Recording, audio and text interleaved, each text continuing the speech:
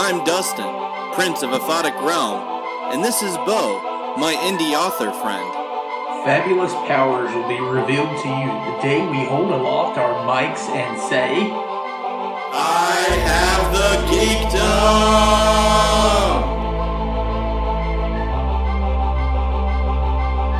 Geek-Men and the Masters of the Thunder Nerds.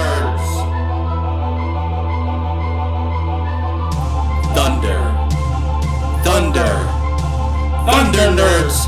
Ho!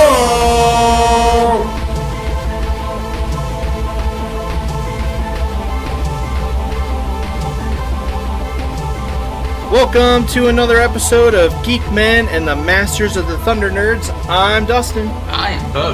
And this is the podcast that talks about all the things you love. Without all the hate. That's right. And this is a very special edition, a special episode of Geek-Men and the Masters of the Thunder Nerds. And I'll tell you why. That is because this is a pre-recorded message, and we're actually going to kick you over to live Dustin and Bo. And why is that, Bo? Well, me and Dustin, we worked on a project together, and we decided to have it hosted on the Geek-Men YouTube channel for an anthology that we worked on together called By Year's End. And we had all of our friends together, and it turns out that we all are pretty much a bunch of dorks, and we nerded out greatly during the conversation when we should have been talking about the book. And it just occurred to us, like, this should be the live episode that we wanted to do. Yeah, it worked out. It met all the criteria, so we thought we'd edit share it with you guys. Yeah, give it to you guys. It worked out great. You know, you'll find out all of our favorite Batmobiles. Yeah, that's just one little thing. One little thing. And you'll hear us geek out about a really great book. And it's a book that takes place in, that Bo wrote, Year 47. It takes place in that universe. It's a horror western survival, and it's called By Year's End. You can get it on Amazon right now. Bunch of us came together, and it's a great time. So we're going to kick it over there now, and we'll see you around. Geek-Men! Hey, everybody. How you doing? It's the By Year's End launch party. We're throwing a little celebration. Celebrate. Good times, come on, doop doopy doop. It's been a good week. Good week for the book, man. Yeah. What we got? We got bestseller. We got the bestseller in our category by within a day, which is insane. Yeah.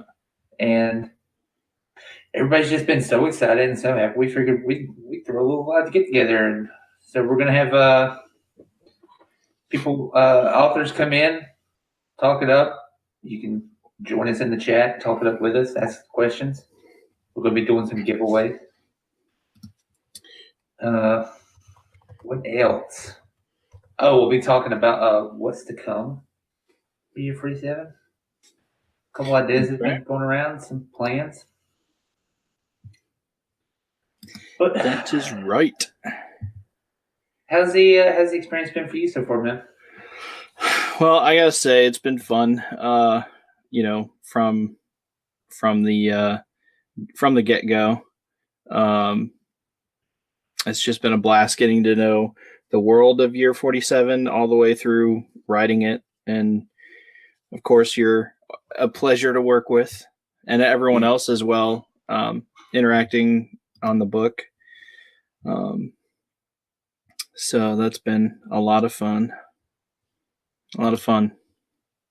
Same here, man. Everybody's we've all gotten to know each other. It's one of those experiences. We condensed so much friendship time into this experience. We got years out of it just by working together for a couple months. It's been pretty cool. And we are just sharing the links everywhere to make sure everybody knows. Yeah. Bailey's trying to join. She's getting an error message, so I might try to send her something directly. She's on limited time. It would be nice to be able to talk to Bailey without technical difficulties. Try to do an interview with her. Oh, by the way, that's going to be a thing. If you're watching this, it's going to be releasing one-on-one interviews with the authors, talking about their stories, and I believe I think I'll release the first one Friday. Cool. So keep an eye out for that.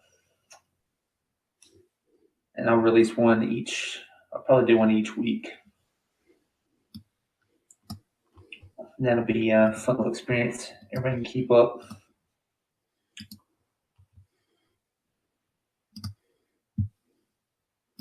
Excellent.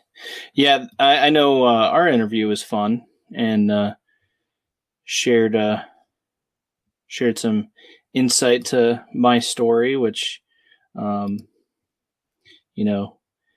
what author doesn't like talking about their story? But it's always fun to get some behind the scenes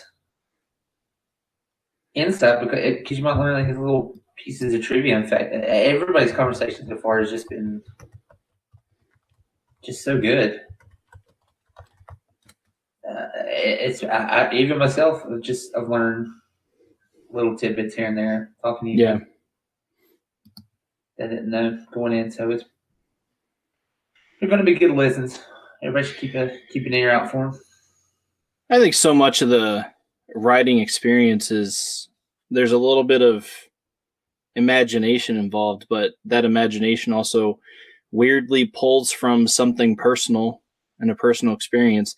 And that was one thing that I thought was unique about, I think from every single person that I heard talk about their story, some aspect of their story in By Year's End meant something personal to them. And it was more so than just a normal fiction tale. They were drawing on personal trauma or, a family experience or something, deep that they pulled and tapped on to pull those emotions in for their story, which I thought was really cool. Yeah, definitely. Stories just read so much better when the author invests that much time into it, and because for some, not every writer, I think real writers, they always put a little piece of themselves in it. Yeah. And you can always, those are the stories that you end up carrying with you because you relate to them on some level. Yeah. And it's not, you get those, we get those writers, you meet them occasionally, they're just out there, talking about the money or the profit or, I can't wait to be rich and struck it big and all that. And it's just Which every author has that moment where they talk about that thing. Because, who wouldn't want to be the next Stephen King and just kick out books every year? But wait, that probably came out wrong. I'm not saying he's kicking out books that don't mean anything to him. Because he has the time to do it. And, exactly. Yeah. Yeah. I will say this isn't about year 47, but that is something that a lot of people have criticized Elevation, his recent story. Hey, Bailey. Hello. Hello. How are you? I'm tired, but I'm here. How are both of you? I'm better. I'm so glad to be able to, we were just talking about having to get over the technical difficulties of good to finally converse with you. About time. But how are you doing? How's this week been for you? Not too bad. A little hectic. I've just had a whole day trip doing Christmas stuff, so I'm sat down and ready to cry and go to bed. Well, you were free to leave whenever. We're glad you stopped by for us. Yeah. Appreciate it. Oh, for everybody, this is Baylea Hart. She wrote A Light in the Storm. Hi, hello. Which I really do love that story. A lot of people were. I've had rewind, take back. A lot of people going to be talking about how they like all the stories because they're all clearly set and they're all clearly themed, but everybody's is so different in terms of voice. And yours, to me, was the clear example of that because it's very. Yours, I can imagine being set almost anywhere. Thank you. That's why I like it so much. I kind of tried to do that mainly because I'm obviously not American, so to set it in somewhere in the New West was a bit difficult for me. So I thought if I tried to make it somewhat so that you can place it anywhere, it would be a little easier for me to sort of write the story. Yeah. Yeah, I know you were worried at first because you were like, I don't know how to do Western. And no, I know nothing about Westerns, really. Yeah, and I was like, no, don't just run it like you would. Because that's the way I want you to. Well, hopefully it turned out okay. So. Oh, yeah, I think so. And it's one of my favorite endings out of the book, too. I'm not giving anything away, but I really do like that ending. But yes, I'm telling you congratulations as well. Reaching bestseller this week and everything. Yeah, it's been really exciting to watch how it's all been building up, and it's great to see for everyone. Yeah. Everyone's really pleased. So happy for everybody. I really am. I'm so proud of everybody. And we were talking about how we all kind of, and it's very true about how we all kind of had our relationships on speed. We got to know each other very quickly because we worked so closely together. It's been nice though, getting to know everyone and creating a small little family between us all. It's been nice. Absolutely. By the way, go out and get the log house if anybody hasn't picked that up. So good. I promise you'll have it done in like 2 days, if not a day. It's you just want to keep reading it. Thank you. Was what was your whole experience like? Just working on it. On what? On the story? Yeah. Well, just out of curiosity. It was I had to sort of get it done very quick. I'm assuming we're still talking about the By Year's End story. That's right, because you came in late. Yeah. Yeah, I came in very late because I was dealing with lots of stuff at home, so I had a very short time to get it done. So I sort of pushed it out in a couple of days, and I basically sat down and did nothing but work on it, get it out, send it to you to make sure it was right. So yeah, it was a very fast job, but it was interesting just having that one thing to focus on for a little while.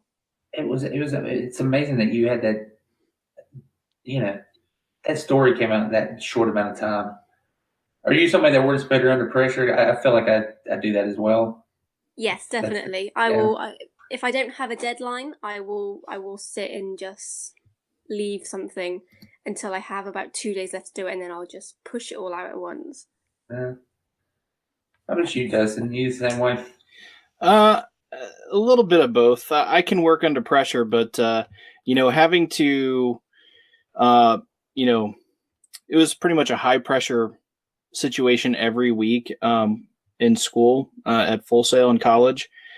So I learned to sort of work, but also be organized in the chaos. So, a little bit of both. I can get it done, but sometimes if I don't have a particular deadline, I do let it sit sometimes. But how is it with this story? Did you plan it in advance, or? It ended up getting pushed off, even though I chose it specifically because I had such a long window. I was like, first of all, I walked into 20, whatever year this is, 18. I was like, I want to write more. I want to make it a point because 2017, I was so focused on getting Aphotic Realm going and sort of evening out everything, making sure everything was smooth with that I just didn't really write much. And I wanted to change that in 2018. So I was like, I'm going to make this happen. And then Bo announced open submissions for year 47. I was like, I love this concept. I'm in. But then like got wrapped up in a couple issues and an anthology. And I'm like, okay, next thing I know, it's, I got a month to go. And I'm like, all right, I got to start writing this story. Yeah. Yeah, I ended up getting it out pretty quick,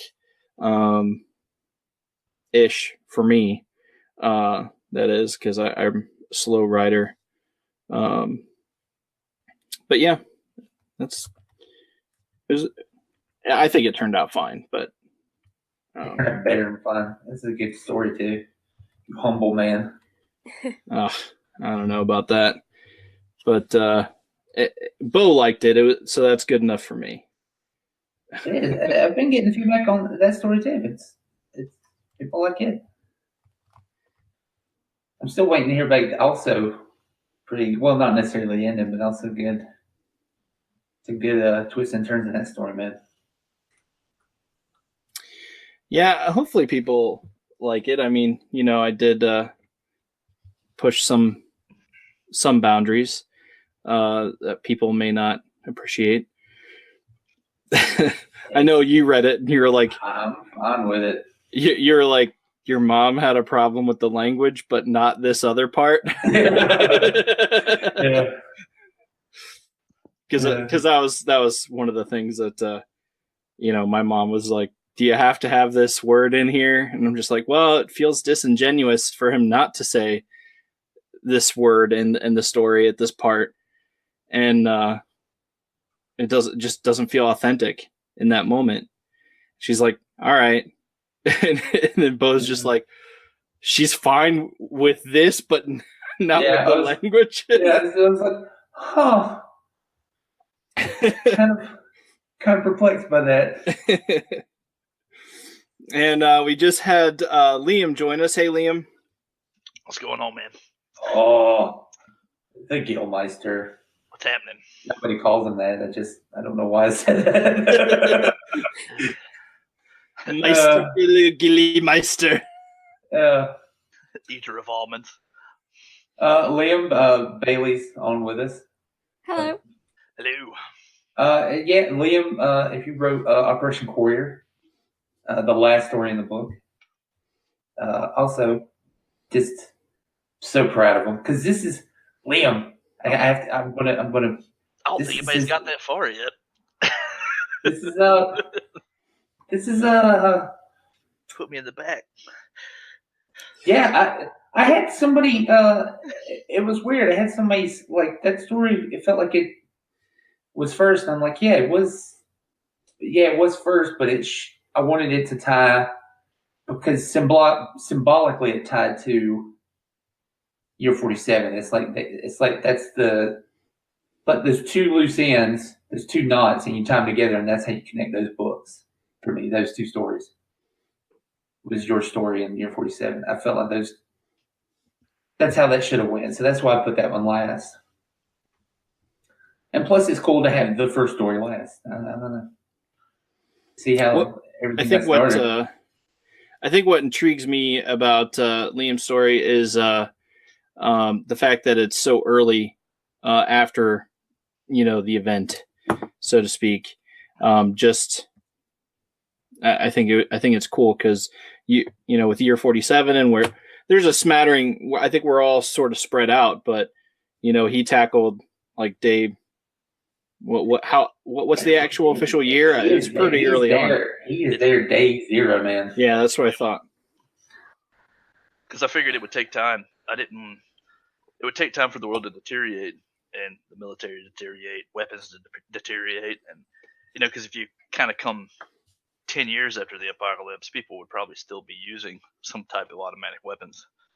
They haven't fell back to the whole technology hasn't completely crumbled so much that I don't know. I just wanted to do a Predator story with basically. It's like I got a team of guys and I'm gonna make them fight an angel. It's so good too. It's just like it's very.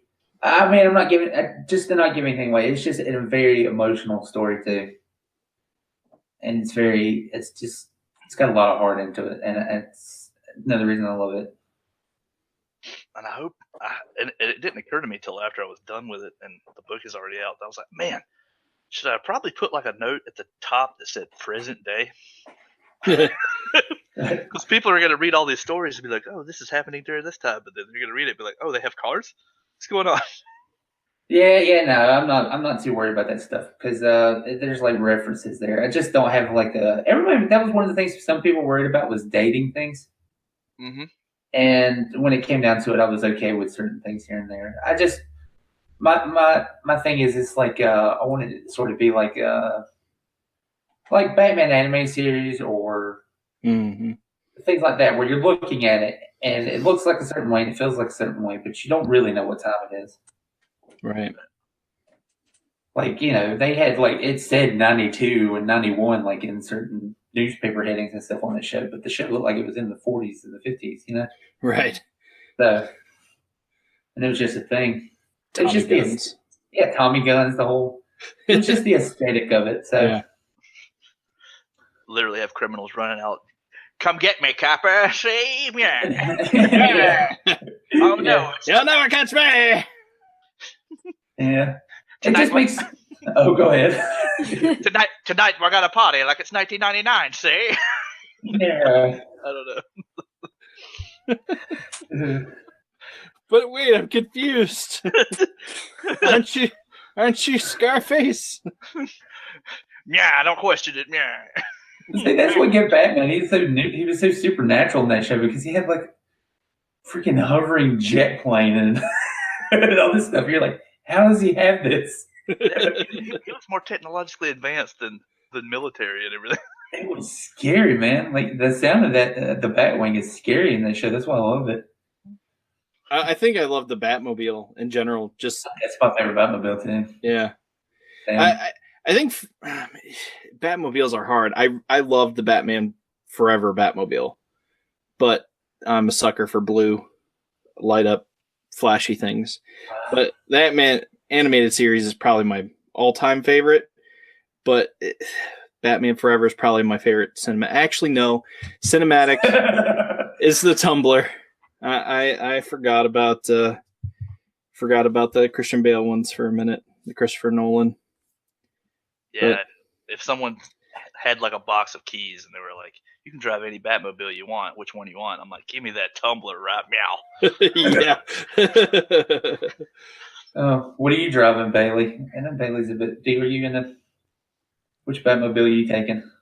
Well, I wouldn't know, but I wouldn't class the Tumbler as an actual Batmobile. Isn't it more of a Bat Tumbler? It's like a separate entity almost. True. It is. It's because then you could pick a Batmobile and have the Tumbler at the same time.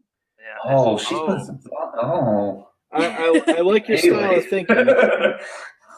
It's more of a Bat tank. Technically, he didn't. Yeah, exactly. Yeah, he didn't do anything to it. He was just like, does it come in black?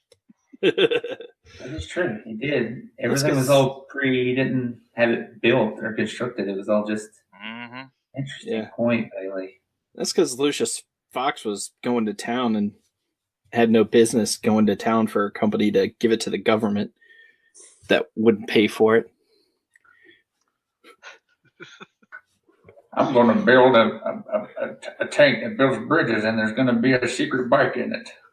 Yeah, there's a secret bike in case the bridge doesn't work and they need to go away. Secret bike.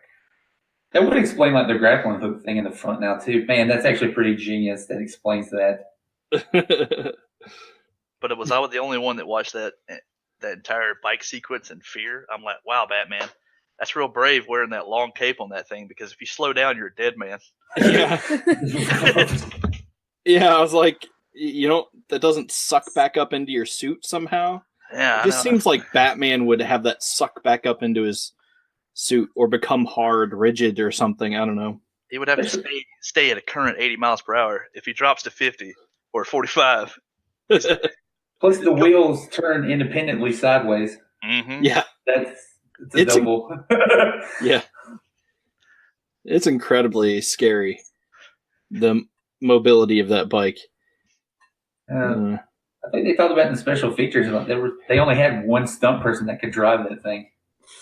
That was the only one. They were the only one that could handle it. Because everybody else was just like, Well, what's more ridiculous is that they actually tried to build the bike. That they actually did it. They're like, you know what? We're not going to go with any CGI. We're going to build this bike. Let's make it work. I would have loved to have been there when they asked for volunteers. So who's going to drive this thing? Yay, they'll be the first man. I will gladly die trying. It's like Viper. It's literally the Viper situation. Do you guys remember that show? It's like one of my favorite shows ever. But they built this super duper fancy car that was supposed to defend the city from all this rising crime, but no one could handle the car because, also ironically, the Viper was notorious. The Dodge Viper was notorious for having handling issues on the road. But no one could handle the car. No one, even like race car drivers, couldn't handle the car. But they get this criminal who was notorious for escaping the streets, and they erase his mind and change his face, and boom, they got their driver. Only one man can drive this car. Only one guy can drive this bike. They should have had it off. Me and Zach talked about this. We were sucker for kids toys that came out. Oh, that's good night, everybody. Pardon me. Do you have any Dodge Vipers and children? We were a sucker for kids' toys when we were little. That came with like the action figure and the vehicle. Yeah. Like that was like vehicle. It's just was like a complete package. We were like, yes, great. I have a car with nothing in it. Now I have to buy another dude to ride. Like, no, man, we got you. Yeah. Yep. I definitely appreciated that. They were few and far between. It seemed like buy this vehicle and then buy another dude. Man. Somehow we definitely regressed into the Geek-Men conversation. I know. It's hosted it, so. I think we're all a little bit geeks here, so that's fine.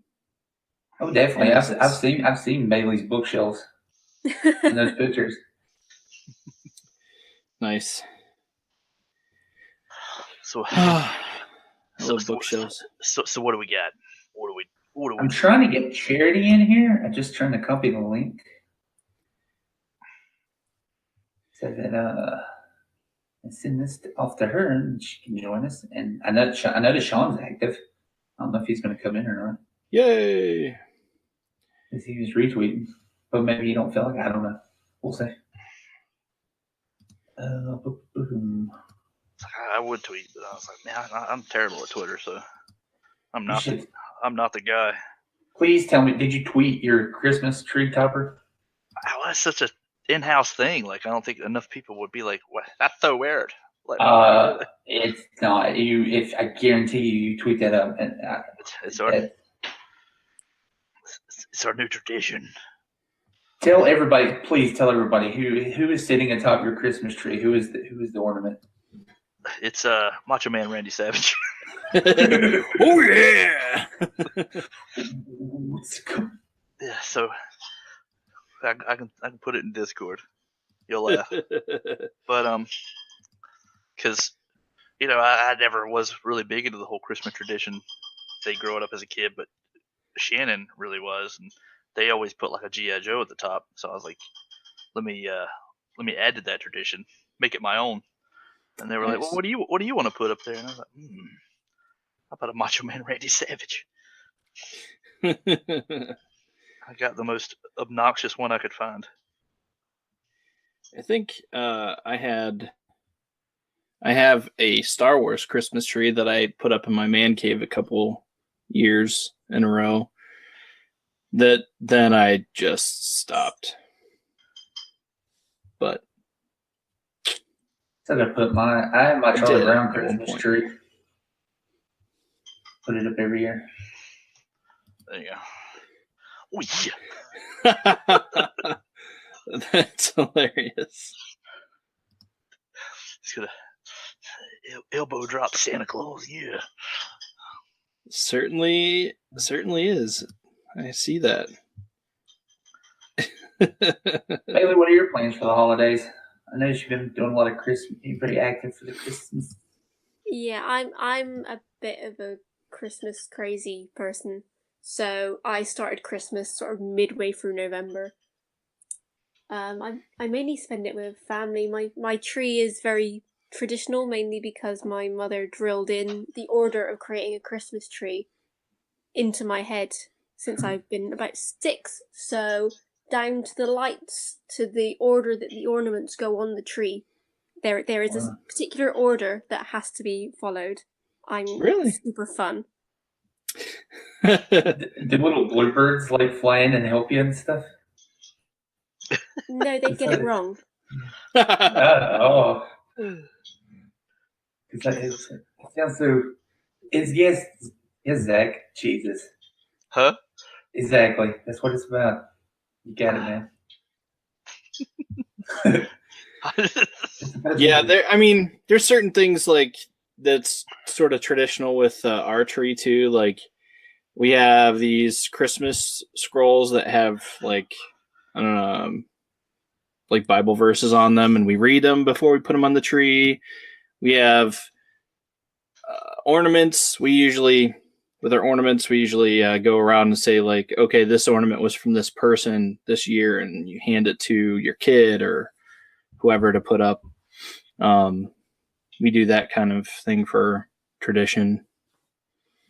My mom has an ornament with our name on it, and each member of the family goes and puts their named ornament on the tree. We have those kind of traditions, but I suppose there's still an order to how you put things on, but I've probably would get it wrong. I only know I don't know how to moderate Christmas spirit. I only know 2 ways. Either you don't do anything or you go full on crusader. And I'm just kicking in doors, throwing around reefs and stuff. For the order! God wills it. God wills you a good Christmas. That's funny. Peasant boy, you're not smiling. Show some Christmas cheer. It hands me a gift. It's socks. I'm like, your house is made of low peasantry.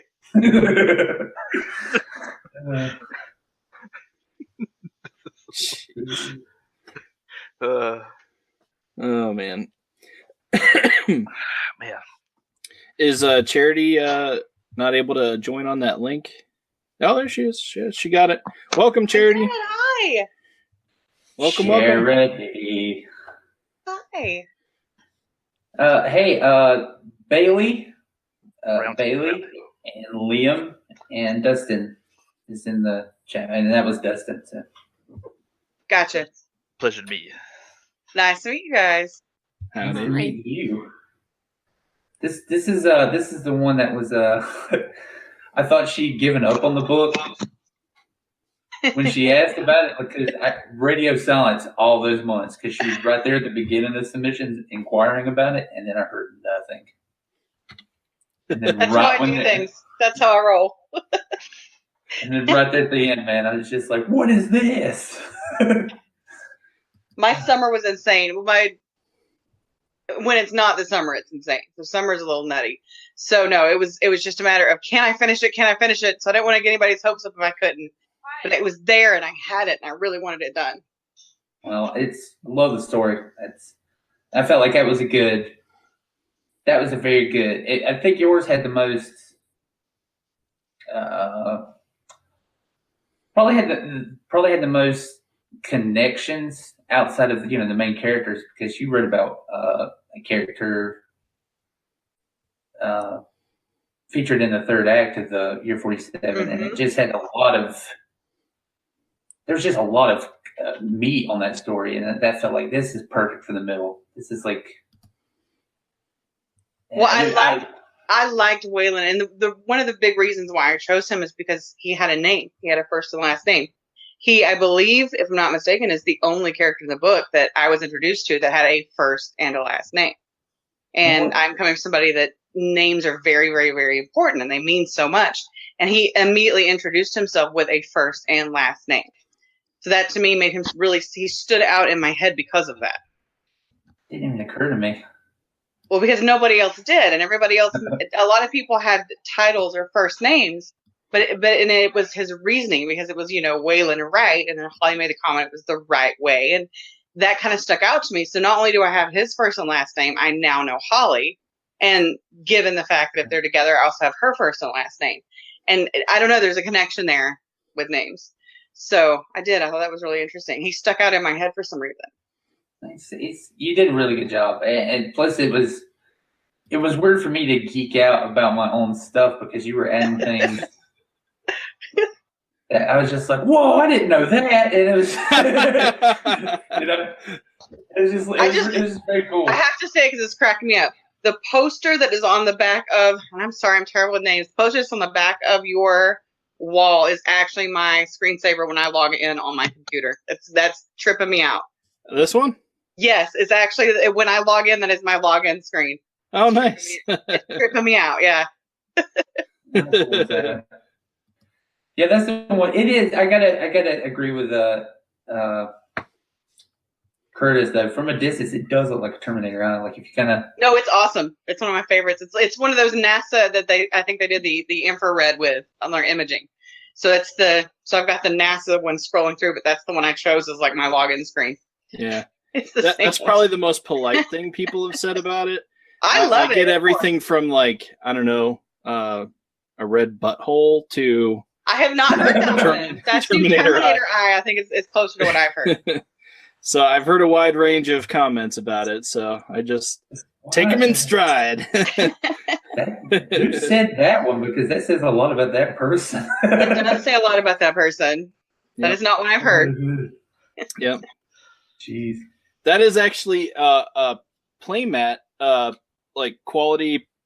Mm-hmm. I got it for this other geeky game that I play called Star Wars Armada, and normally it's supposed to be on a table and you navigate your ships across it and fight other ships, but then I hung it on my wall. That's cooler. Yeah, so it's like I'm tired of it being in this tube because it's a cool picture and my wall is white. And I have so many things in tubes that I eventually need to unroll and hang up at some point, and I have not. Yep. Well, how's your week been? That's catching up. We're asking week and Christmas plans. That's what we've been talking. Most people, when I describe how my week has been, do not understand me and would not believe the things that I've seen, things I go through on a daily basis. A little background for me, what I do for a living. I currently work for a school district. I work with autistic children and emotional behavior disorder children who have very, very big, scary behaviors a lot of times. Mm-hmm. So some of the things I've seen during my week are things that people are like, there's no way that happened. I'm like, oh yeah, it did. Totally happened. Yeah. So no, it's just 90 miles to nothing all the time, every day. I don't know where the box is. When people are like, oh, you think outside the box? I can't find the box at this point. I'm so far outside of it. So no, I never have a dull moment at work. It's never dull, but it's very busy. It's very demanding. I feel like I'm crazy a lot of the times, but I enjoy it. I truly enjoy it. Well, that's important because so many people in those positions just do that as a paycheck. Mm-hmm. I know me and Liam have talked about this on the end about people in the medical field. Yeah. It's just, if your heart's not into it, man, everybody suffers. around And it. that's true. That's true. Well, currently, right now, I'm kind of faced with that. When you work in public schools, you do not get paid. Anybody that says you do has no idea what's going on. So I'm kind of in that place where I'm looking at applying for jobs at West Georgia University. I'm in Georgia, by the way. I don't know where everybody else is. I know that you're in South Carolina, so we're Yeah. not far apart. But just because I need to make ends meet. But I love my kids and I love my students. I'm stuck. Then that's hard. That's really hard. That's another thing too. Like people are torn because they want to, they help and do more, but like you have to consider their needs too, or else they can't do their job. Yes, you have to be able to make a car payment and a house payment. You know, and it's kind of, at this point that's kind of basic for what I need. Yeah. So, but I do. I enjoy my job. I do.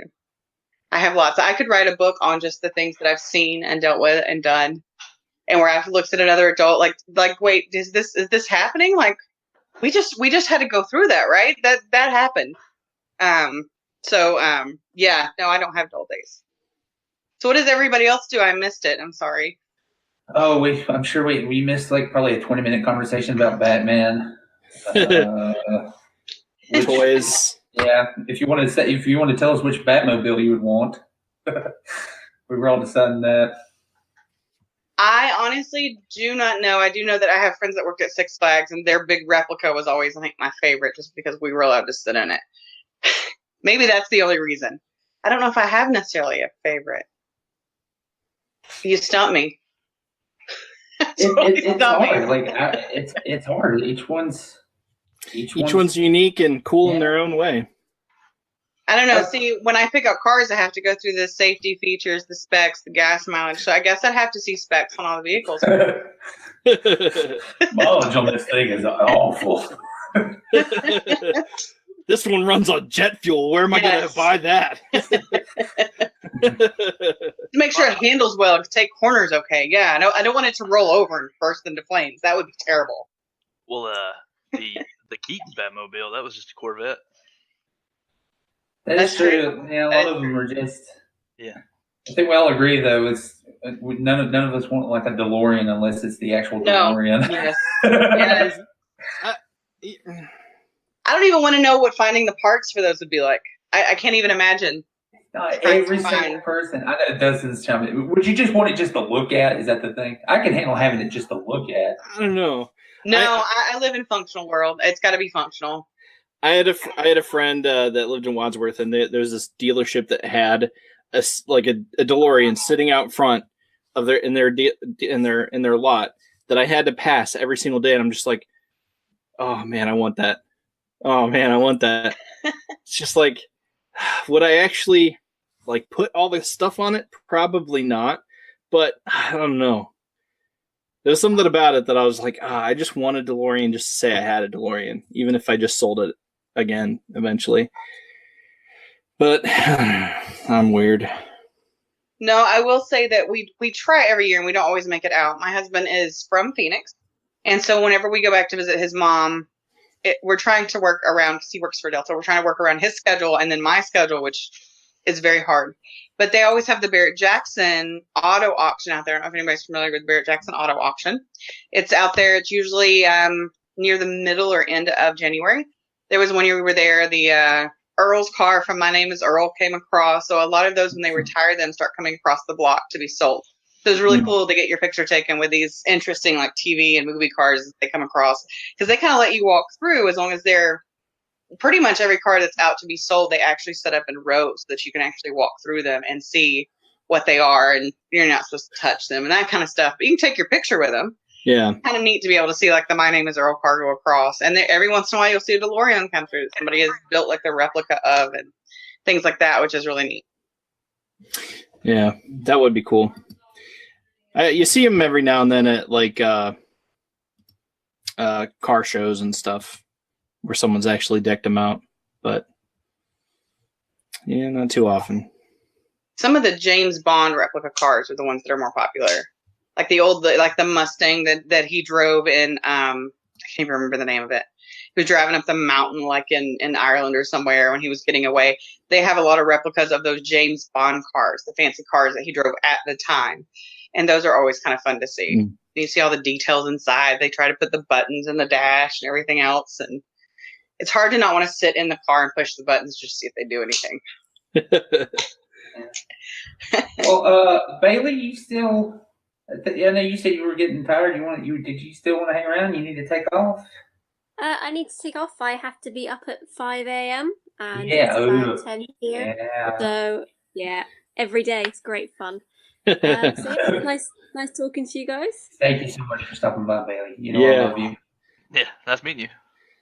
Nice Wish we got to talk longer, Bailey. Yep, another time. I'll be on another time. Yeah, it's Sunday and I start school early. Well, congratulations again, and just get some good rest. Yeah. Yeah, and Pleasure talking with you. To everyone. Thanks. She's a sweetheart. Yes, indeed. Yeah, I've always wanted to go to I know the Comic-Con, sometimes they have the some of these cars that show up too. Mm-hmm.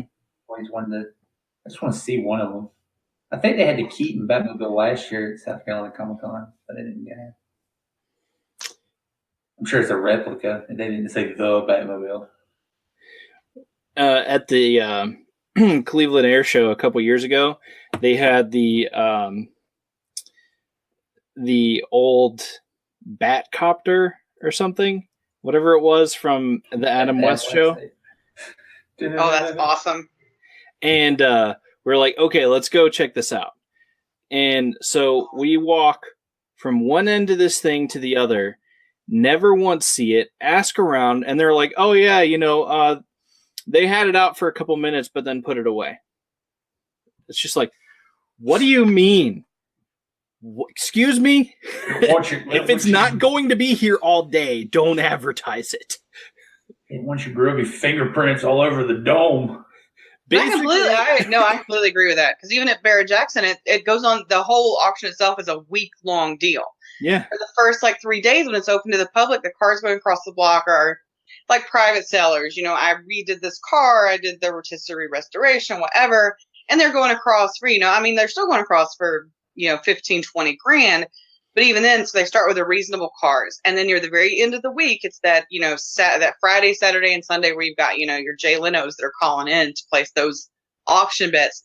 The nice cars that you were able to, where the public was able to come through for those first 3-4 days and see all the neat cars. They don't go across the auction block usually until that weekend. Right. So they're open to the public for a while, which is nice. Yeah. Yeah, it was just crazy.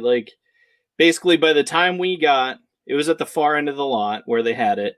And then by the time we parked, which was the only place they had parking, and then walked all the way to the other side, it was away. It was gone. It was done and over with. It's like, geez. Oh, well. Well, now I have to ask, because now I'm curious, because this is basically just turned into, you agree this is just a Geek-Men episode at this point. Everybody's dream, aside from the Batmobile, because I'd end up saying that too. What is everybody's dream? What car would you want from any property? If you could have that car. A 19. Oh, sorry. Trans Am. No, you're good. You're good. I was going to say Trans Am for Smoking the Bandit. That's what my husband wants. My husband wants Trans Am for Smoking the Bandit. That's his go-to as well. Yeah. No, I want a 1964 and a half Mustang convertible, white with teal interior. What is it from? James Bond. The James Bond movie where he was driving the Mustang up. It was the very first year they had the Mustang, which is the 64 and a half. That's a unique answer. Uh-huh. So I look for that car. I do. I look for it whenever I go to these car shows. Mm-hmm. Second place would be a 67 Chevrolet Impala from Supernatural. I can see that. Carry my wayward son. You got to get maybe. He's so mad at me because I haven't started watching that show. I've watched the first 8 seasons, I think, and then we were caught up. Maybe it was the first 7 seasons, and then we were caught up for the 8th season. And then my kid was born, and then we fell behind again. And now there's 10 million seasons again. It feels like we're another 8 seasons behind. Yeah. And it's just all right, well, I guess we're just never going to get caught up on the show. I can honestly say that I have been trying to get Bo on it for 14 years. I watched like the first 2 seasons and then for some reason forget what I was doing, and when it comes back I don't remember that it came back. Yeah. I tend to miss lots of seasons. Yeah. It's a great show. I really enjoy it. Yeah, I mean, no complaints really. It's just a all around good show. It's fun. I didn't think I would like it as much, but then I think watching the first full episode, I was just like, go on. I think it's because of all the promotional images. If you look at it, it looks like it's straight up one of those rom-com, like, dare say girl shows, where it looks like it's like Seventh Heaven or something. Yeah, like a stereotypical CW show. Like, yeah. Oh no, who killed who? Who backstabbed who? Yeah, and then you watch it and you realize that it's 2 brothers traveling the United States in an old Chevy Impala with a trunk full of shotguns and rock salt, killing supernatural creatures. Yeah, Eating pie and cheeseburgers, slamming whiskey. I can get behind these 2 guys. Fighting demons and ghosts and wendigos and jinns, and it's just like, and then angels and demons and heaven and hell. It's like, whoa, this is heavy. I'm just glad because every season, even though it's been around literally like what, they're on season 14 right now. Yeah, and they kick it up a notch every season. It's crazy. And that's tough to do because sometimes when you have shows that run so long, it's like they run out of ideas and you're watching it going, wow, this was stupid. They should have just ended it. This is dumb. Yeah. So it's hard to stay on for 14 seasons. Yeah. Yep. And to keep upping the ante, like I wouldn't want to be the guy in charge of that. Me either. No way. High pressure, man. High pressure. Like I hear hilarious stories about that show, Blacklist, and I'm sorry if anybody's a fan of that show, but I heard some stuff about it and I just laughed. I was like, wow, I never want to watch that show ever. Because of apparently there's one season where the main character, she gets disavowed and she's like a fugitive on the entire world. The Interpol's looking for her, and then finally by the end of the season she clears her name and gets back into the company, and then season 4 starts off with her. Now I'm going to go undercover. I was like, everyone's seen your face. Do you not remember the previous season? It's like, oh no, I'm undercover. The criminals don't know that. That's the thing, huh? Yeah, I was like, wow, writers, you just don't even care anymore, do you? Well, I mean, I think from what I've heard from fans of the show is that's where it started to go downhill, or at least that's where a lot of people that I talked to lost interest in it. Just that whole mess that they had there. I mean, it's bad when a Japanese anime has better continuity. And says, oh no, dog, we just clear everybody's memories with the Dragon Balls once a year. No, everything's good. Jeez. We just go in and say, hey, you remember all that? Remember that time you died horribly? Yeah, we're gonna take that out of your memory. Speaking of which, I need to get caught up, or some fashion of caught up, in my opinion, in order to watch Dragon Ball. I can't wait. It looks incredible, but I need to find a way to watch it. Oh, we got it. Sean was not going to be able to make it. Yeah. We'll send Sean, you know what? You know I love you. Tell him wish he could be here, because I haven't actually talked to him in person either. Yeah, he was the one that passed along your name. He's like, you should check her out. He's the one that sent me the Twitter link when I checked Twitter. I especially during the school year, I don't check anything as much as I should. It's bad. Email's probably always the best way to get in touch with me. It really is. I'll be sure to get on Twitter and hit him with some Alex Jones tweets. Get in chat, you coward. You coward. You globalist. Coward. And I'm coming. You're an intellectual dumbass, and I'm coming. We have somebody in it, Mr. E. I'm sorry I haven't been ignoring it. Acknowledge mystery. I think he commented on the supernatural thing. He was agreeing with Liam that something he said. I think. Comments? Yeah, I've been sort of casually watching. Where do we see those at? Yeah, that's a good question. I don't know where we see those either. It's a different window. Oh. It's kind of weird. This is the first time I've ever done anything like live via video. So I just need to start clicking buttons, I think, figuring out what things do, right? Maybe. Start clicking on things. Oh no, I'm good at just clicking random buttons to see what happens. It doesn't usually work out well for me, but that's what I can do. Self-destruct in 10, 9. Uh-oh. Funny story. How do I do that?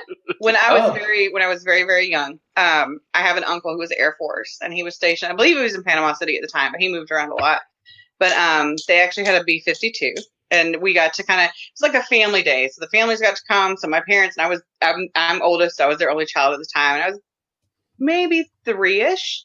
So they were able to sit me in the seat, and my uncle says, "Just don't touch this button." My mom pulls me out and she's like, "You just told her what not to push. We're not leaving her in the seat anymore." So yeah, that was me, even very young. You tell me not to touch it. Oh, why not? This one? Yeah, that got me in trouble a lot. Yeah, that's kid mentality, man. Yeah. You don't do this. Okay. Done. I don't think I ever outgrew that. That's just human curiosity. Everybody's gonna do that. Me and oh man, I just remember me and Dustin were talking about that. Astronauts finding a door on a planet that nobody's been to, and there's a sign in English that says "Don't open this." Yeah. And the astronauts would be like, "Nope, gotta open it." It's in English. No one's been here before. Absolutely. But there's a sign. It says "Don't open it." We gotta open this, right? Yeah. It just seems obligatory at that point. We gotta open. I don't know. It just seems logical. I don't know. Yeah. Okay. Yeah, we got to write that story. We got to. It got really funny because we was talking about the Russians getting involved and stuff. The guy was trying to. I feel like you could have 7 people in a room with a door that says "Do not open" and have them sit and argue with each other about who's going to open it or who's not going to open it and why. It's just an entire dialogue of when and how and why do we not open this door. I think that would be fun. That was an episode of Community. Was it? Yeah. I forget who was doing the experiment. I think it was but I forget. I'm really bad with the characters' names, but there was one guy in there who literally sat in there for the entire time. But people, they were told, just sit in this room and wait. Don't leave. We'll be back to give you more instructions. And then no one ever came in, and they just were watching him from this TV. And one by one, each of them would eventually freak out and leave. But this one guy just sat there patiently, and they're like, "Why didn't you leave?" And they were like, "Because we're friends." Was I angry? But no, I promised you that I would stay, and I stayed. And he somehow passed this friendship, I don't know, whatever test, psychological test that they were trying to do. It was a funny episode, but yeah, that's essentially the same thing of a locked door. Who's going to try to open it? Telling everyone, sit here, don't leave. We'll be right back. Eventually, they're all going to leave if you don't come back. Mm-hmm. Oh, absolutely. I miss that show. I remember, but now that you're talking about it, I miss that show so much. Dan Harmon. Yeah, I've only watched up to season 2 or 3, but it was a good show. Of course, he might have went off and did Rick and Morty if it hadn't been canceled. Yeah, I think that's where people said that the show started to go downhill when Harmon left. Yeah. Just because they started doing the same thing over and over again, I guess. I don't know. Because, I haven't watched the later seasons, but... Yeah, he left that season and then he came back. I got to catch up because that's where I stopped. But I really want to go back and watch it. Yeah. I'll give anything a shot. But yeah, Kelly's in the chat, and I want to say hey to Kelly. Even though I know we did it in chat, but I want to say hey on video. Hey, Kelly. Hi, Kelly. Well, Miss Kelly Evans. Pew, pew, pew, pew. Well, pick up her books as well. Yeah. Well, she's. You know what, Kelly? Did we ever figure out who Mr. E is? And are they still here? No. Well, I don't know who. Not sure who that is. But he subscribed. Oh, well, sweet. Well, if you happen to come back, and I'll give him a free ebook. It just has to message me on Twitter that you were Mr. E. Because I have no idea who it is. Let's see. He has 102 subscribers. And yeah, I was fixing to say it. Kelly, you can have one too. I was just listening. I got distracted by it was like hypnotic clicking, and I was curious. I was like, what else? Tell me more about this mystery. Sorry for clicking in y'all's ears. But yes, send me an email where you want me to send it, in what format, and I'll send you one. You know I will. And I'll deliver the physical copy on foot.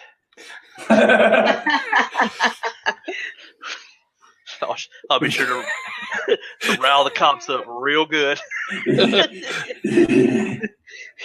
By the way, man, I know that didn't get shared like so much outside the community because that was more of there was a lot of in jokes there for the community and everything. But the Buyer's In announcement video with everybody, I'd still give it a watch. There was so much funny stuff in there. There was. That was a lot of fun.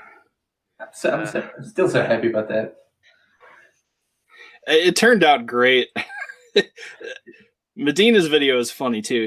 He's at IHOP right now, being a loser.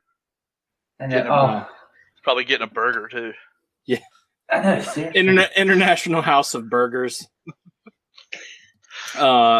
That was a terrible fail for any type of advertising whatsoever. It really was. Yeah. Would have got their name out there again. Like we didn't know where IHOP was at 3 a.m. when we were hungry. Come on. It bolstered Wendy's pretty good, thanks to Wendy's savage Twitter. Those savage tweets. Their Twitter is savage. Yeah, I'm scared to go to Wendy's now because I might get cut or something. Yeah. Do you go to the International House of Pancakes? Well, guess what? Yeah, let me get a regular double cheeseburger. Would you like to double size that? No, I'm good. We'll cut you. Oh, okay. Give me that. Give me that Baconator. Now I'm getting Wendy's tonight. That's what's happening. We need to get some sponsorship. Brian's in the chat too. I need to congratulate him on the Grey Rooms launch. Yeah. That awesome phenomenal. Brian. Congratulations, Brian, on the launch of Grey Rooms. By the way, if nobody has not listened to that, get over there and you need to catch up anyway. But the first like actual episode, just everybody's performance. Grant man, some people do that British accent, and it's just you're like, please stop.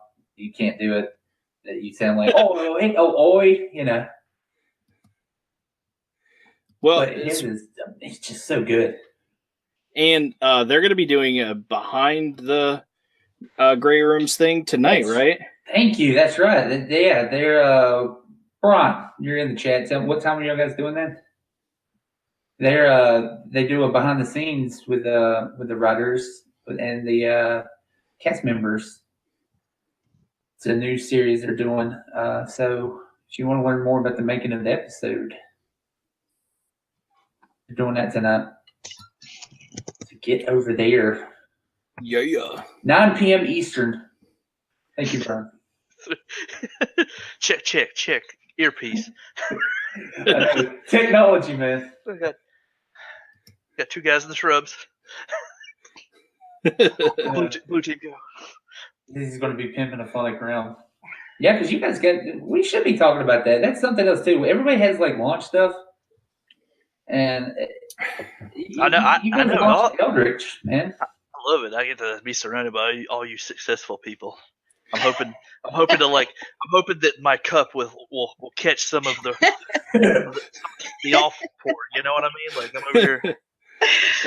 I keep trying to sell you. You need to be doing voice. You need to be doing voice work over there in Grey Rooms. You need to be auditioning. Well, I need to get work on my projects that we've spoken of. Yeah, I know. You want to do this too, but I mean, like, And, we have several Year 47 projects that we discuss too. Yeah, we got to talk about that stuff.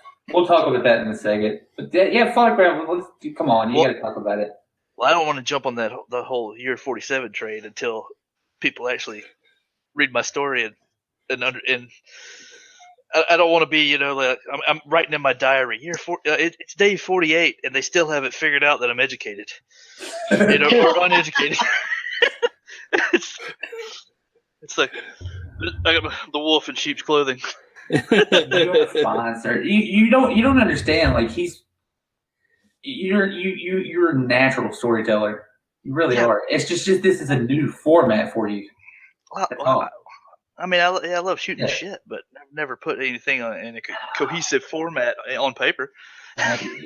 You're too humble again. You need That's what the editor's for. Just write it down, vomit it out, and then Bo and other people will cut it down. Yeah, Bo pretty much held my hand. I mean, we do. We help each other. That's the whole reason I'm here. He's like, this is a sentence. This is a sentence. Because if it weren't for Shawn, when I published my first stuff, he was one of the first people to review my book. So, anytime he has something that pops up, I'm like, sure, I'll be a part of it. Sure, I'll help you with that. Yeah. That's Shawn, man. That's the only reason I'm here. Mm-hmm. It's people helping people. It really is. Really is. And especially in the writing community, man. The real lovers in this community, they help each other and they promote each other. They do. No backstabbing, no name calling, none of that stuff, man. So. I think. Oh, go ahead. I think that's probably my favorite thing about being let in to this community. I'm glad that I was I'm honored to be allowed this opportunity to join you guys. Man, everybody seems to be real nice, welcoming, and willing to teach me stuff that, man, I don't know what I'm doing. I'm just going to throw out there that I don't usually know what I'm doing either. So you are not alone. Yeah. None of us do, dude. We just want to tell a story. I'm a wing it kind of guy. There's always going to be someone that knows more than you.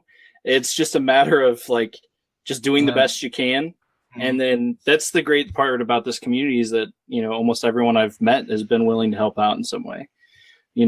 Whether it's to trim down a story so you can submit it or, give you editing advice. Hey, you keep doing this thing. Stop being an idiot. Mm-hmm. Don't do it that way. Oh, I didn't realize I was doing that. Thanks for pointing that out. Thanks. You need people to call you on that. I'll say I had a couple. It was really good working with you because this is my first time working with people, and it was very scary. And I have to thank Tapia right off the bat because he was giving me tips before I even went in. And then you guys were just so easy to work with, and we're being honest. Nobody was just kind of being, nobody was yes-sirring me. Mm-hmm. And I appreciated that so much. People were like, yeah, no, maybe this, or how about that? And it was just, it just really opened my eyes on certain things and made the stories just so much better. Man, it was just a fun time, right? God, it was fun. Yeah, it was fun. I enjoyed this. I really did. Yeah. I was not usually a short story person, but I did write, like I said, for Shawn's. I wrote for the Horror Writers Anthology, and then this one came up. I've enjoyed these short stories lately, especially when I already have a story basis. And, well, for me, I'll tell you, the scariest part for me was making sure that I did justice to someone else's characters. That was super frightening because I didn't pick characters that were in the storyline elsewhere. I picked a character from your book. And so the scariest thing for me was, did I do this character justice? Did he have other ideas for this character? So that to me was truly, truly frightening. Again, when I read that story, I was just I'm not gonna lie. I was sitting there like choking up reading this stuff, and I was just like, "What? I just didn't expect it. I really didn't. As long as you didn't expect it in a good way and it wasn't a horrible. Good way. What the hell is this? A very good way. It was. It's just. I just laugh at the timing because me and Bo were talking and I went on a rant and a tirade about how much I hated prequels. And I was like, I think prequels were trash, and like just people that write prequels are just lazy. Like you can't go anywhere with the story because you already know where the story ends. So what's the point? And then I contacted him and he's like, oh, by the way, the story I'm writing is a prequel. This one was good. Well, anybody that I've said before, Year 47, there's no sequel. There's never going to be a sequel as long as I'm alive. There's no sequel. Well, I mean, that makes sense because it starts over. It could start over anywhere. There's 1,000 ways that it starts over. Until Warner Brothers gets it. And then, that's why I said until I'm dead. I'm not signing it. Why is a lie. And even your copyright that extends past your death, there'll be like a notation in there. You may not do such as that. Yeah. So then it'll be when it's in public domain. When that happens, sure. Starring Dwayne "The Rock" Johnson. No. Yes. The third. Your jabronis. Brian, can you smell what the Rock's cooking? I can smell these broken bitches from here. Get your brony forlorn. Get your candy ass out here, He's like walking away from a giant explosion. That's got to be in there, right? There's got to be a giant explosion, and he's walking away from it. That's something. There's no fuel. It'll just be one of those broken bodies that'll explode for no reason. Yes. It's like, what did you shoot it with? Hate bullets. I don't. I hit it with a 2x4. That's how it's gonna go. Oh yeah, I forgot he did that walking tower. Oh man, he's everywhere. Everywhere. I'm honestly gonna say though, The Rock's funniest bit that I have ever seen was the SNL bit he did about the male enhancement drug. Tell me somebody has seen that. Oh. If you have not, it is amazing. It is awesome. Like that to me is the best thing The Rock has ever done. That's sad, but has anybody seen that? No, I always enjoyed the Nicotral one where he did the Stop Smoking campaign on Saturday Night Live. I have not seen that one. I'll have to look that one up. Well, he's really good on Saturday Night Live. What? I also tell him you got to tell him about the other one because it's you kind of adapted it into your Discord name. Yeah, so he did they were playing like professional wrestlers, and his name was Coco Watchout. I remember that one I've seen. I was like, that is the best wrestling name. Man, it's Coco. I would die to be able to run with that character. It's like, please let me run into the ring with that. God, but yeah, I feel like the oversaturation of The Rock is if something happens and we don't hear from Bo, like he goes through like a big lull of silence for a while, it's because WB or Lionsgate has contacted him and offered him like a huge sum. But only if Dwayne The Rock Johnson plays the lead. Yeah, and it's like Dwayne The Rock Johnson is willing to play the stranger. But no, I can't. It's either going to be this is what it's going to be. It's either going to be Dwayne The Rock Johnson or Mark Wahlberg. Oh yeah. That's totally how it's going to be. Yeah, he's going to just run. I'm going to shoot. You know what? Between those two, I think I would choose Dwayne The Rock Johnson because if Mark Wahlberg does it, I feel like it's automatically set to be a B movie. Like, I feel like that's where you are. It's limited audience. Yeah. What are you doing? Say hello to Lucifer for me. Hey, say hello to Lucifer for me. I got to take this girl home. No big deal. I'm going to do it. Can someone help me get home? God. I think that was one of the... God, we had so much fun because we like to do little side things where we cast the characters of our stories. Like I already had like a full cast list for all my characters. Yeah. So when I read their lines, I could just I hear those voices, if that makes sense. Did y'all ever do that with yours? I've Oh, never that's a done good that with any question. of mine. I've never done that with any of mine, but there are times when I'm reading other people's books that I think this sounds like this would be such and such, and then I'll read it as that character. That character will be the actor in my head that plays that part for the rest of the series. Yeah. Pretty good. I like that. That's a good question. Did you have? I know you were talking about uh,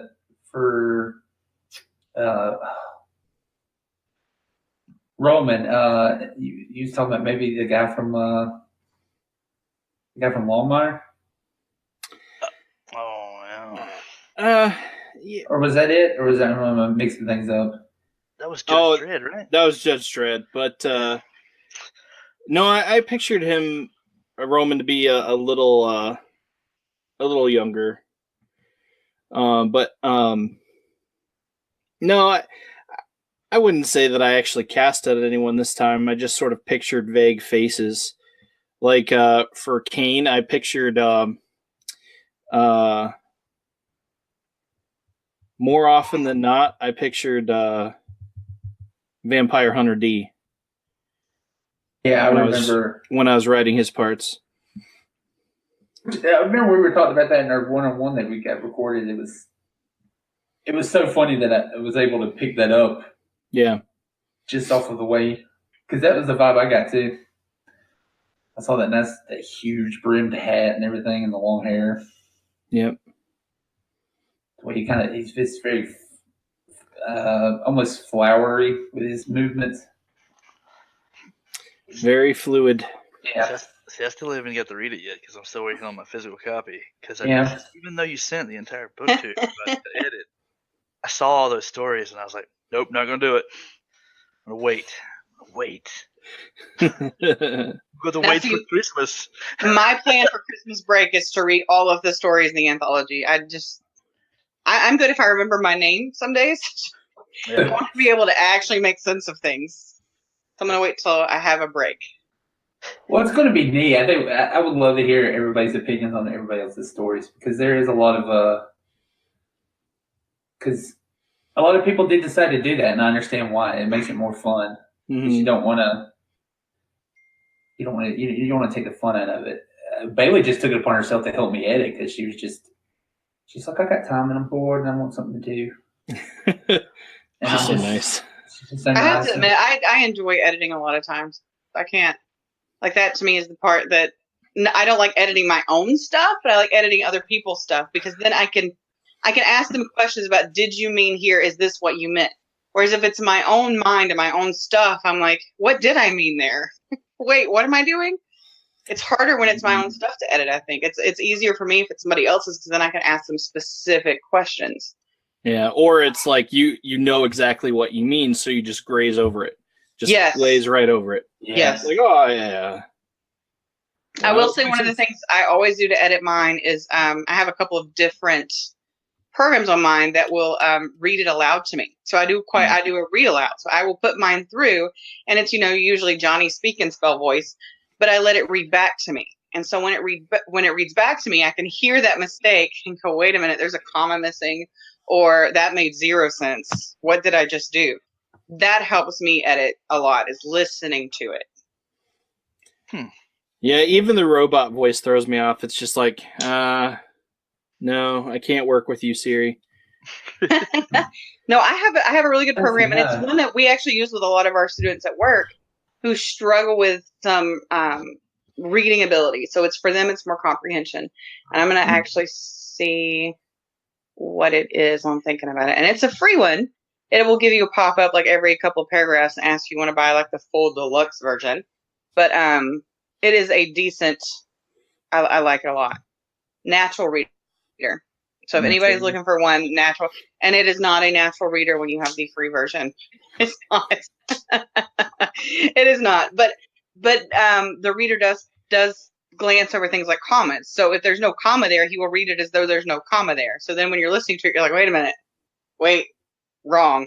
So then you can go back and fix it. And that helps me a lot. Yeah. I've been fortunate to where I've always had someone that has been willing to look at my stuff, but I imagine I won't always have that at convenient times. So My mom's actually really good at reading and editing my stuff. I don't always trust when she says this is good. But that's I feel like she would probably tell me if she didn't like it, but no, she usually is good about catching errors and stuff. She's really good about that. So see, I'm neither one of my parents are readers, so they have no idea what's going on or what's been done. The reader in my life was actually my grandfather. He passed away when I was in high school, but he always passed me like his collections of books and things like that. He was the reader. Neither one of my parents' books were just not their thing. They just weren't. So no, I'm kind of jealous that like your mom will read your stuff. Like, I don't know what I would do if my mother would sit down and read my stuff. I don't know how I would feel about that now. Yeah. You have to time it so it's like, okay, potentially scary, so I have to warn her not to read this at night and probably not send it to her till tomorrow. Why is there so many swear words? I actually don't swear a whole lot in my writing. I think I've only used like a handful of swear words. They have more power the less you use. Yeah. The swear words and the scariness would certainly not bother my mother. It's the reading part. They're just not big readers. Yeah. But I'll watch out. I'll take my mother to watch Deadpool. Like that would be an awesome, trip. Take her to a live Rocky Horror Picture Show performance. She's right at home. But yeah, it's the reading part. She's not a big reader. So. I always wanted to go to one of those live Rocky Horror shows. They are awesome and so much fun. There's quite a few around Atlanta that they still do. So it's usually midnight on a Friday night. We had one theater that pretty much would let us throw the rice, the toilet paper, everything. But that theater was a little community theater. Doesn't exist anymore. So now a lot of the nicer theaters, you can't throw rice and you can't do water because it's going to mess up our floor. So if you can find one that'll let you do like all of it, it is the most fun. It really is. It's so much fun. I was going to say, does your mom want a copy, a digital copy, or are you going to wait to read the book like y'all been doing? Dustin? She's actually buying a physical copy. Is she? Yeah. Oh, she's so nice. Yeah, she's weird. She's weird. She's a what you might call supportive, I guess. I don't know. She just yeah. What is that? It doesn't matter what it is. If I'm in it or done any work on it, she buys it. So even if I don't have a story in it, she buys it if it's a photic ROM and puts it away or whatever. So we can always guarantee one sale for every aphotic realm book or magazine, and it's going to be my mom. So. Well, that's amazing, though. That really is. Yep. It's pretty cool. Oh, man, that's something I have not asked, and I would love that. I'm going to get an exclusive here now. Liam, I didn't ask while you were here. What is your dad and your sister in there? What did they think about you being in a book? I don't think they know. They don't know that? Yeah, I mean, that would be... Because, man, just like you said, my family is not the most intellectual group in the South. So, you're in the South too. Hi. Yeah, originally, I was from South Carolina, and I was like, you want me to sit down here and read and do nothing else? Just do that. Yep. Why are there no pictures in this book? Yeah. Yeah. I can't just do this and nothing else. That's going to take too much time. I got things I got to do. I read the first sentence. Yeah. Am I done? Just tell me about it. yeah, that one. Yeah. Can you summarize it? Yeah, what happens? All this man is doing is sitting in a boat trying to catch a fish. I could be doing that for real. Yeah. Yes. Can you read it to me while I'm catching the fish? Now give it to me straight, boy. When's the movie coming out? I actually didn't tell any of my family when I even published like my original book, just because it was not something they would be interested in. So my sister was actually the one that stumbled across my name. She's one of those that likes to go and like Google search people, and so she put my name through, and that's how she found it. And I was like, yeah, I kind of did. So yeah, no, that like it's not even something that's even on my radar to discuss. So like family get-togethers and everything like that, it's not even on there. But I have really great, really supportive friends, so that makes up for it. It really does. Sometimes the family you choose makes the biggest difference. Yeah. Hopefully, the next stuff that I do will be. I'm working on something that I'm gonna do an animated series, so hopefully they'll check that out. But as you can just watch it, that'd be nice. That would be really cool. That would be really cool. Yeah. You get more details. I think maybe that's what we should do now is we talk about the things that's going to happen, because we got a couple other things planned in relation to the book.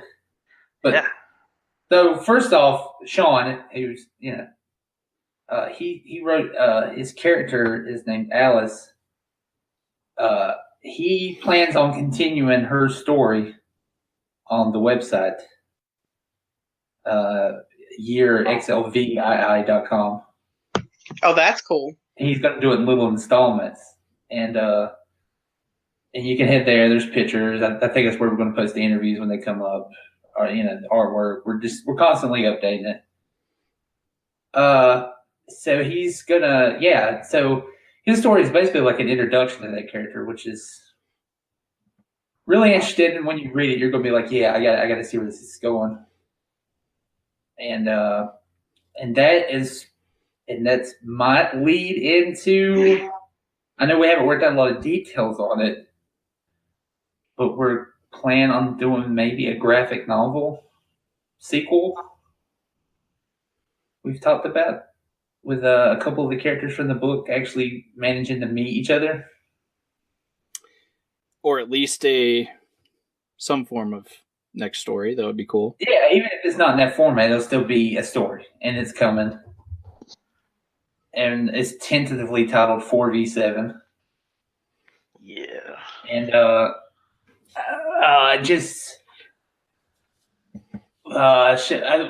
we can go ahead and say what characters are going to be in it. I think that's enough.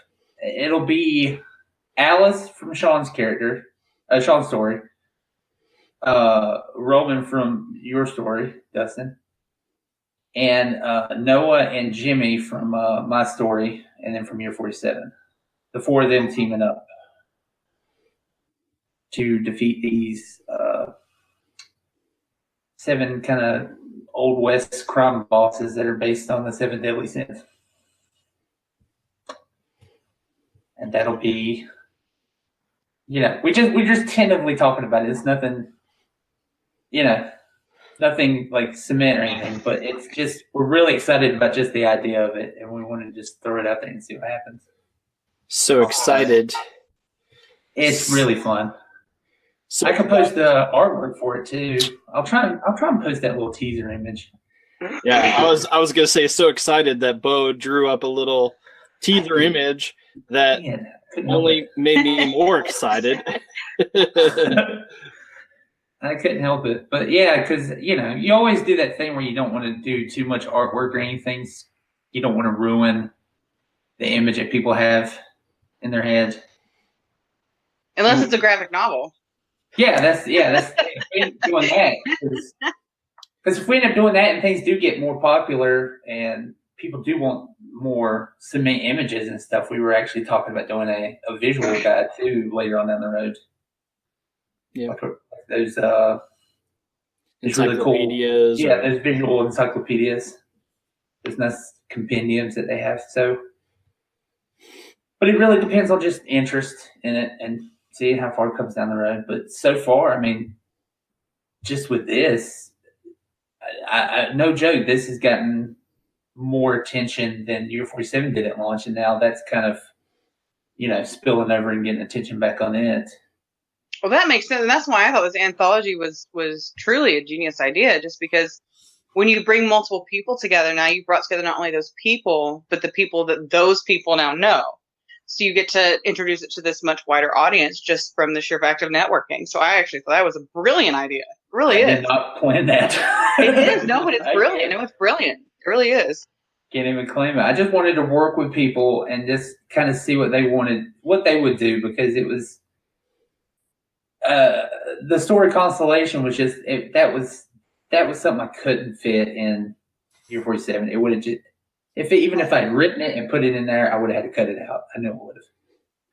So I didn't bother doing it, but I still wanted to. Well, that's the best way to do it. It really is. Yeah, and it was just people want to come along. And Shawn, the second I even asked anybody is anybody interested? It was Shawn was just like, yes, I'm done. I'm writing a story now.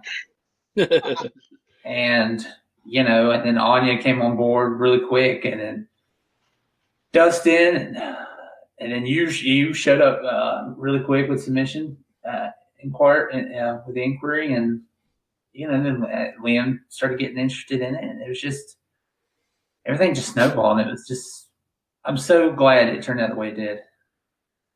I am too. And literally as soon as Shawn got in touch with me, and he's like, Bo was here and he helps me with my stuff and he's doing this thing. I'm like, sure, I'll do it. I didn't need anything else. I didn't need any other anything. That I was in right there. Yeah. That's what it took. Mm-hmm. Well, I'm glad. I'm glad everybody was happy with the way things went. I'm glad everybody, I'm just so proud of everybody. I really am. And I'm glad that we know each other now. I am too. I really am too. Yep. Yeah, it's been a blast. Really has. And I'm excited for more. I'm going to go ahead and announce. Yeah, we're going to do it. I'm going to go ahead and announce too that there's a contest. I think Kelly might have left, but I'll have to remind her. She'll get some entries. I don't know if anybody remembered that when Year 47 came out, I had made 10 of these gift packages. I didn't give out all of them. I have one left that I was saving. So I'm going to give that away. Ooh. So go to my Twitter. I'll post the thing. I'll get ready to post it. And not only that, you'll get a signed copy of your by Year's End on that too. So if you do that, you get two signed books, a physical soundtrack, a bookmark, a poster, a telegram, a train ticket. Nice little goodie bag of things. You need to put one of the anthologies together where we can all send you like an electronic signature, so that like one of the front pages can be all of our signatures on it. I think that would be kind of neat. And then have a giveaway or contest with it. That's not a bad idea. You're smart. You're a smart lady. I don't know where the box is, so I always think outside of it. Yeah. Good call. Yeah, we were just talking about, we should totally figure out a way to send around a book and have us all sign it. And we could do that, ink and paper format, or we could all just open up find a touch screen device or whatever and sign our names and send you a copy of it and let you put it in a book. Yeah. I actually think you might want to check if you're releasing on Amazon. There is a way to put an electronic signature in the book. Because I've known other people who have released theirs who have done that. Off the top of my head, I don't remember what they did or how they did it. I would have to get in touch with them. But there is a way for you to electronically sign a couple of copies of your books that people can get it. It's not as neat as an ink signature, but it has been on there before, unless they did away with it. I'm going to look into that. That's actually that's very interesting. Because I want to say one of the copies of books that I've gotten that somebody else has written, they did that. They were able to put like an electronic signature and say, 10 copies. And some of them were electronic and some of them were actually paper copies. But, it's not the same as a pen and ink, but it's the next best thing. Yeah, I would take it because, they went to the trouble of putting it there. Absolutely. It's there for that reason. And you're doing an actual signing pretty soon, you said, right? Mid-December? Yeah, my local shop. I'm still waiting on the date. A couple weeks. I'm going to do that at my local booksmith. I always love doing the book signs. Those are really fun. Well, what's the name of your local bookstore? Just the Booksmith. It is the books. Okay. Yeah, that's what they call it. I thought you were just. Yeah, I thought you were just. That was a descriptive term. Yeah, that'll be a couple weeks. I'll be down there. Hopefully, I'm assuming I'm just there. For the weekend. I'm assuming I'll hear back tomorrow for the date. I mean, they've already said I'm good to go to come. It's just the date. Are they're in South Carolina? Yeah. Okay. Good old upstate South Carolina. Does anybody else have to say anything? Like. A few hours from now, we'll probably think of things we wish we'd asked or said. Yeah, that's always the way. Isn't that the way? I got nothing. Yeah. I feel like I've said everything. Yep. You've talked about the potential for 4v7, which may be a graphic novel or put together as a book. It's going to be a book. Yeah. We only say graphic novels because there's a few people that I've met in my contact worlds that both this type of world is in their wheelhouse, and two, so therefore, well, there is no two. This type of world's in their wheelhouse. I know some people, so I could talk to them maybe.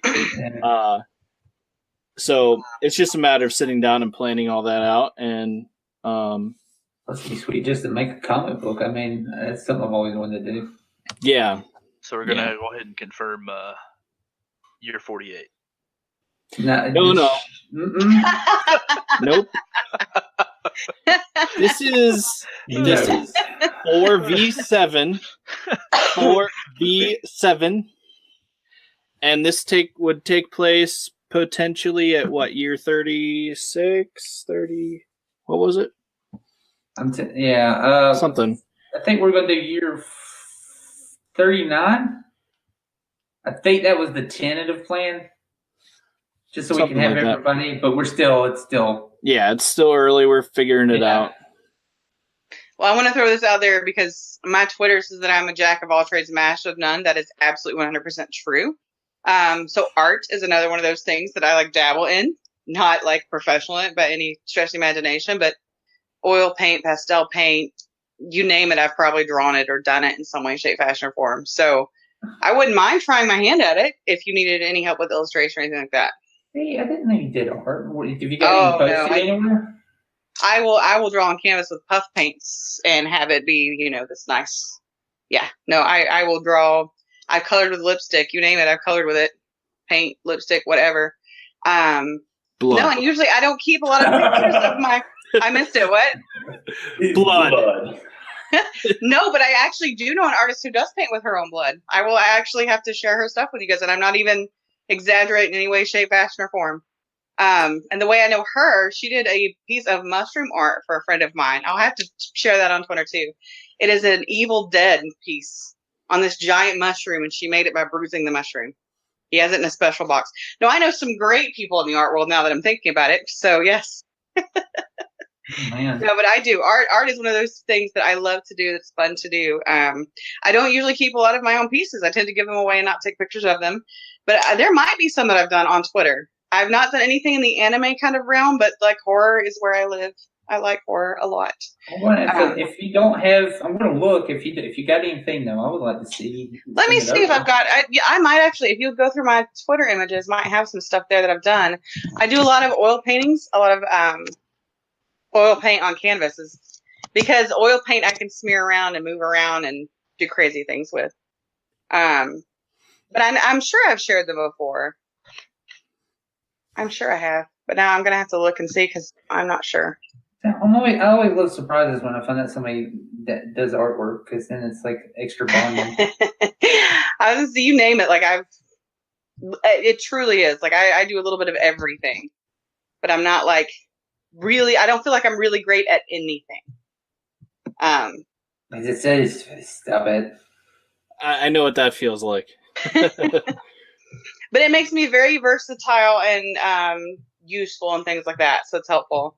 No, the bookshelf I did Oh, by the way, if you're going through my pictures and you see the ones of the zombie makeup, The Walking Dead is filmed pretty much in my backyard. They do shut streets down here for, zombie movement. So it's always fun to have to find a different route to get to work because they've shut streets down for zombie movement. So Nice. there are quite a few times where people will show up and give different lectures about the different types of latex versus, your natural skin stuff and things like that. So it's always a lot of fun. You ever get the chance to yell at Rick? No, but I imagine if I went down to Sonoya, they apparently are like regulars in a couple of the restaurants down there. Just be like, you'll never keep them safe, Rick. Coral! Oh, I also have friends that are into photography, so I realized that some of my pictures are in Alice in Wonderland meets Mad Max photo shoot that I was a part of. Wait, what? They are on my Twitter feed as well. A couple of Rocky Horror pictures. It's been a long time since I've posted any of my pictures online. I'm so down for this. Oh, I remember this. The Day of the Dead pickup. Oh yeah, I got all kinds of stuff. Yeah, I remember that. The cabinet's just a collage. I'm actually looking for my paintings. I know they're in here somewhere. I don't like the way they've done Twitter. Yeah. Hold on. I'm looking at a progression one. This That's just a Quirkle. That's actually a color by number, believe it or not. That's nothing but a color by number. So no, that's actually not one of my original pieces. That's one that's a color by number. I do not like. Hold on. You know what? I'm going to go and see if I can't just find my pictures and repost them. Although the cabinet that you see, that was collage artwork using some really old pictures from a calendar. Oh no, you name it. The Sugar Skull one. The Sugar Skull one was a collage. I took apart a calendar and then I took apart a couple of flower catalogs. So it was a falling apart stuff. Yeah, it was a falling apart, cabinet that needed help. I can't believe I don't have. Well, no, this is a good time to go. We should go over everybody's Twitter handle and then say everybody. Yours is just at charity_Langley. Which is my first and last name. I am so super easy to find, always. Gilly, you're at Gilly_suit. Correct. I'm at Infrafan. INFRAFAN. And Dustin, yours is at Dustin Schyler. Is there underscores in there? Nope, just it's SCHYLER. Okay. At Dustin Schyler. And if there's any trolling to be done, I'll log on to my other Twitter account. Oh, are you going to reveal that? Why would you reveal that? Don't reveal that. Don't reveal who you are, because that's still a secret somewhere. I love it. I think if we get enough random comments, we'd be able to figure out.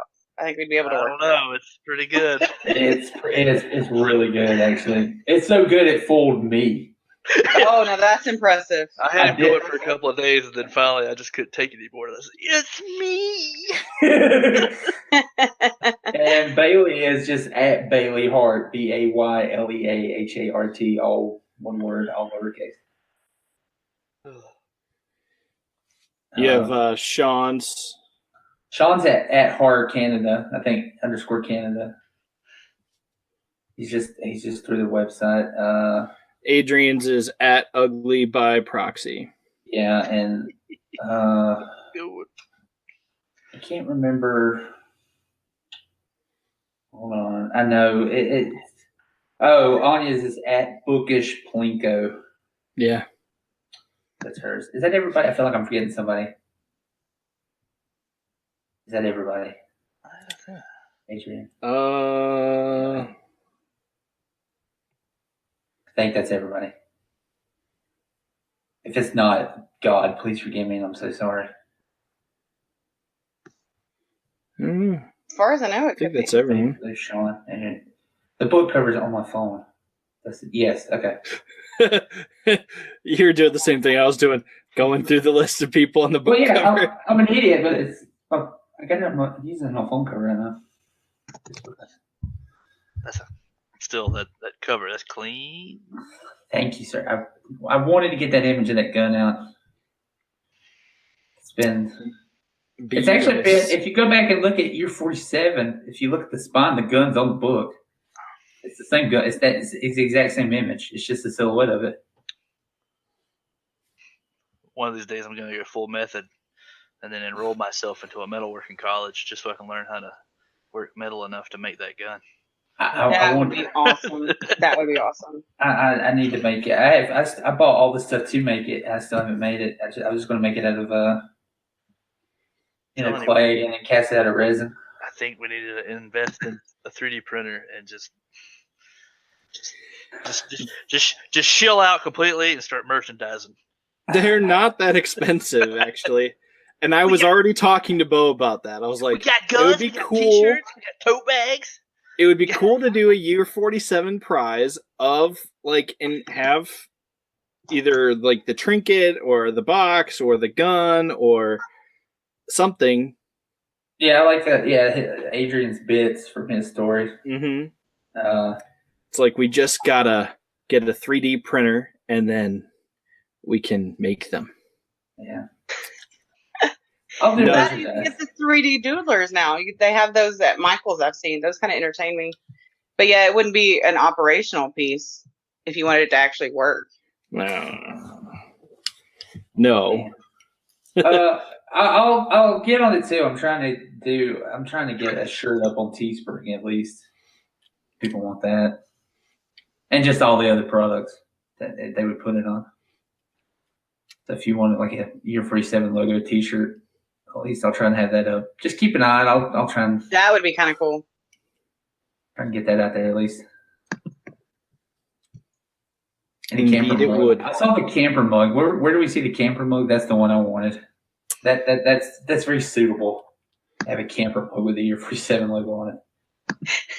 It's so westerny. It's so westerny. I can't stand it. I have a friend of mine who just recently got at auction like an old Desert Storm mobile command unit that he lives in, and I feel like taking a picture with him holding that outside like the old mobile command unit would be great. Oh man! So I'm gonna have to keep that in mind. That would be crazy. Final thoughts? My final thoughts are: this was a blast, and It really was. Year 47 or by year's end was a blast. You're awesome. Everyone was awesome. Pleasure to work with. And I can't wait to see what everyone else thinks of it. And looking forward to hearing people's feedback and reviews and all that kind of stuff. Yeah, I can't wait to see what everybody does next. Just, their projects too. Yeah. I'm always excited about what everybody else is working on. I have so many. I have projects that are finished that I just actually need to be able to sit down and edit and go through. I need more hours in the day. Can anybody help me with that? I wish, because I'm in that same boat. More hours in the day would be great. Yeah. But if you need eyes or anything, I'll help you out. I appreciate that. I truly, truly appreciate that. And let me know if you're going to do some buy years in T-shirts, because I have some great ideas. Oh, already? Yeah, we need to put Rooster's shirt up on the website. Do you want? Oh man, why did that not even occur to me? Bam! We could do like our own version of that and just sell it. Mm-hmm. I didn't even. That would be neat. That would be neat. That's you thought in story, and I didn't even think of that. That's pretty good. Because that shirt might just sell on its own without even knowledge of it being from the book. This is a good shirt. All right. Because there's two versions I wanted to do. I wanted to do the regular version, and then there's one with vomit all over the front of it. Oh, that's yum. It has like the fake vomit stain on it. Yeah, like a fake vomit stain. You'll get it later.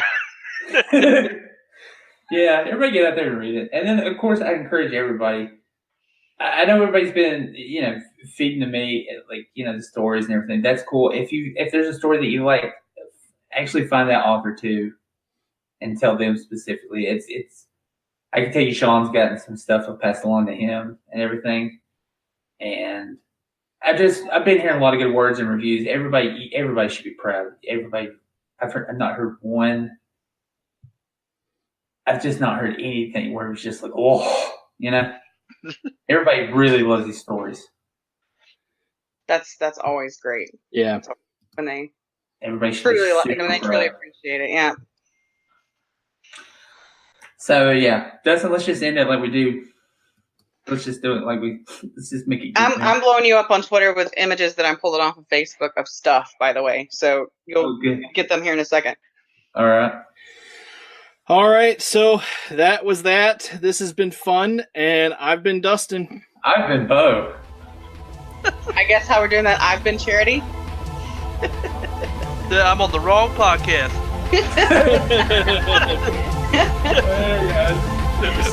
Nice hanging out with you guys. You too.